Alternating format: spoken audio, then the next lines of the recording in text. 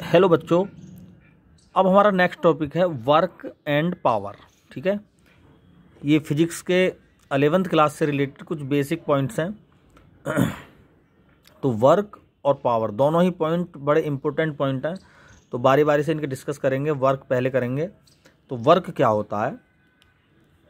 देखो, जब किसी बॉडी पर कोई फोर्स अप्लाई किया जाता है तो उस नेट फोर्स के इफेक्ट से बॉडी के अंदर फोर्स की डायरेक्शन में एक डिस्प्लेसमेंट होता है। ठीक है, तो जो वर्क होता है वो उस बॉडी पर अप्लाइड फोर्स और जो उसमें डिस्प्लेसमेंट डेवलप हुआ है, जो बॉडी ने डिस्प्लेसमेंट कवर किया है, दोनों के ही डॉट प्रोडक्ट के ये बराबर डायरेक्टली प्रोपोर्शनल होगा। ठीक है, यानी work directly proportional F dot D. Clear? यानी इन दोनों क्वांटिटीज़ में से कोई सी भी क्वांटिटी अगर जीरो होगी तो वहाँ पर वर्क नहीं होगा। और जैसे A dot B dot product vectors में पढ़ा है, ए बी कॉस थीटा होता है, तो हम एफ डॉट डी को लिख सकते हैं F D cos theta.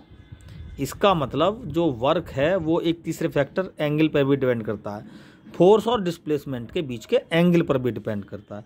Force और ये डिस्प्लेसमेंट है डी, ये बीच में इसका एंगल बन गया। तो यहाँ क्लियर है, अगर थीटा 90 डिग्री है तो वर्क क्या हो जाएगा? जीरो हो जाएगा। ठीक है, 0 जूल। तो इसकी यूनिट होती है जूल, ऐसा यूनिट, या न्यूटन, फोर्स की न्यूटन, डिस्प्लेसमेंट की मीटर, न्यूटन मीटर, या फिर जूल। थीटा अगर 0 है तो हम कह सकते हैं कि डिस्प्लेसमेंट और फोर्स सेम डायरेक्शन में है, और होना भी चाहिए। वर्क किसी फोर्स के इफेक्ट से जो वर्क होगा उसमें फोर्स और डिस्प्लेसमेंट का प्रोडक्ट होता है, लेकिन डिस्प्लेसमेंट का वही कंपोनेंट लेंगे हम जो फोर्स की डायरेक्शन में हो। तो इस कंडीशन में हम कह सकते हैं कि जो डिस्प्लेसमेंट है उसके फोर्स के फोर्स की डायरेक्शन में डी कॉस थीटा कंपोनेंट काम करेगा, ये कंपोनेंट काम नहीं करेगा। ठीक है, क्यों? क्योंकि ये फोर्स की डायरेक्शन में नहीं है। या हम कह सकते हैं फोर्स हमने इस तरह से अप्लाई किया है और डिस्प्लेसमेंट बॉडी में ये हो गया, तो यहाँ पर हम कह सकते हैं फोर्स और डिस्प्लेसमेंट जो कि एक डायरेक्शन में होनी चाहिए, तो डिस्प्लेसमेंट की डायरेक्शन में फोर्स का जो कंपोनेंट काम करेगा वो एफ कॉस थीटा करेगा। ठीक है, तो यहाँ पर वही मतलब है F cos theta into D, तो रिजल्ट में एफ डी कॉस थीटा ही होगा, तो रिजल्ट स्केलर होगा इसका। तो इस तरह से हम वर्क को समझ सकते हैं इसके कंपोनेंट्स, फोर्स और डिस्प्लेसमेंट के कंपोनेंट के रेस्पेक्ट में, और थीटा को डायरेक्टली उसकी वैल्यू के अकॉर्डिंग भी समझ सकते हैं। थीटा 90 डिग्री है तो वर्क 0। 90 डिग्री का केस मतलब जैसे कोई इंसान अगर अपने सर पर बोझ लेकर चल रहा है, तो जो बोझे की वजह से वर्क है उसकी डायरेक्शन तो डाउनवर्ड है और वो चल रहा है आगे की तरफ को, तो एंगल 90 डिग्री बन गया। इस कंडीशन में अगर ऑब्जेक्ट आगे की तरफ चल रहा है और उसने सिर पे बोझा लगा रख रखा है, तो उसके फोर्स की डायरेक्शन तो डाउनवर्ड डायरेक्शन में होगी ना, तो इस उसके वजन की वजह से जो वर्क डन होगा वो 0 होगा। क्यों? क्योंकि फोर्स की डायरेक्शन तो डाउनवर्ड डायरेक्शन में है और डिस्प्लेसमेंट है एक्स डायरेक्शन में। अगर ये एक्स डायरेक्शन है तो यहाँ पर 90 डिग्री का एंगल यहाँ पर बन गया और वर्क उसकी वजह से क्या हुआ? 0 हो गया। ठीक है, कुछ और कंडीशंस में भी वर्क 0 हो सकता है, जैसे डिस्प्लेसमेंट 0 हो जाए। अगर कोई खिलाड़ी किसी सर्कुलर पाथ पर दौड़ रहा है तो वो दौड़ते हुए अपना बार बार अपने इनिशियल पॉइंट पे आ जाता है। ठीक है, अगर कोई बॉडी अपने जहाँ से वो स्टार्ट कर रही है चलना, चाहे वो स्ट्रेटली हो, यहाँ से स्टार्ट कर रही है चलना और घूम फिर के फिर दोबारा अगर वहीं आ जाए, तो डिस्प्लेसमेंट यहाँ पर भी 0 है और यहाँ पर पूरा एक रिवॉल्यूशन कवर करके इसी पॉइंट पर आ गया है। यहाँ पर भी डिस्प्लेसमेंट क्या है? 0। दोनों ही कंडीशन में डिस्प्लेसमेंट 0 है, तो इन दोनों कंडीशन में कोई वर्क नहीं होगा। यहाँ पर भी 0 वर्क की कंडीशन है। तो इस तरह से वर्क इन चीज़ों पे डिपेंड करता है। सीधा सा फोर्स के इफेक्ट में मोशन होना चाहिए और फोर्स की डायरेक्शन में होना चाहिए। दूसरा, एक होता है यूनिफॉर्म वर्क और एक होता है non uniform work. Uniform work में जो एफ डॉट डी है ना, उसकी वैल्यू कांस्टेंट रहती है, यानी एक यूनिफॉर्म फोर्स काम करे उस बॉडी पे और लगातार डिस्प्लेसमेंट भी हर टाइम इंटरवल में इक्वल हो, तो उस कंडीशन में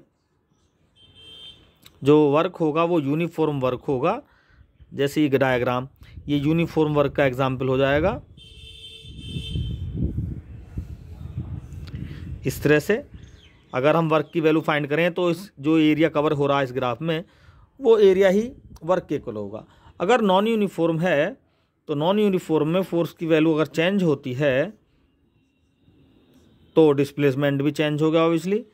तो देखो यहाँ पे देखें, फोर्स कम है तो डिस्प्लेसमेंट कम होगा इस टाइम इंटरवल में, यहाँ पर ज़्यादा होगा, फिर बढ़ रहा है लगातार और ज़्यादा बढ़ गया। और अगर फोर्स की वैल्यू कम होती है तो डिस्प्लेसमेंट कम हो जाएगा। ऐसी कंडीशन में जो वर्क होगा वो नॉन यूनिफॉर्म वर्क होगा। इसको फाइंड करने के लिए हम एक dx एलिमेंट मान लेते हैं और dx एलिमेंट को फोर्स से डॉट प्रोडक्ट इंटीग्रेट करके और 0 से लेके x डिस्टेंस जहाँ भी है ये 0 से x तक इंटीग्रेट करके हम इंटीग्रेशन मेथड से वर्क डन फाइंड कर सकते हैं। ठीक है, इस प्रोसेस में नॉन यूनिफॉर्म वर्क में। तो इस तरह से ये हो गया वर्क। और पावर क्या है? किसी मशीनरी के द्वारा ये वर्क करने का रेट पावर है। अगर हमारे पास दो मशीन्स हैं, एक मशीन कम वर्क करती है एक पर्टिकुलर टाइम में और दूसरी ज़्यादा कर देती है उसी टाइम में, तो समझो जो ज़्यादा काम कर देती है उसकी पावर ज़्यादा होगी। इसका मतलब टाइम अगर कांस्टेंट है तो जो पावर है वो वर्क के डायरेक्टली प्रोपोर्शनल होती है। ठीक है, यानी rate of the doing of work.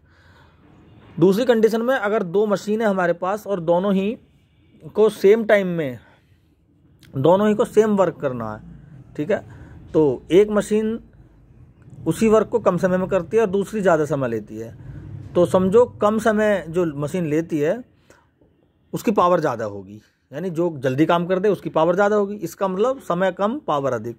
इसका मतलब यह है पावर एक ऐसी क्वांटिटी है जो टाइम के इन्वर्सली प्रोपोर्शनल होती है।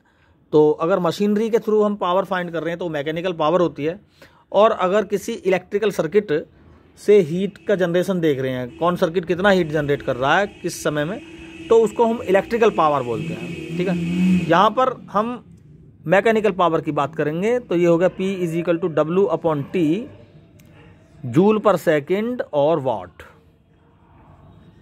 ठीक है, इसको हम W को F.S भी लिख सकते हैं अपॉन T, और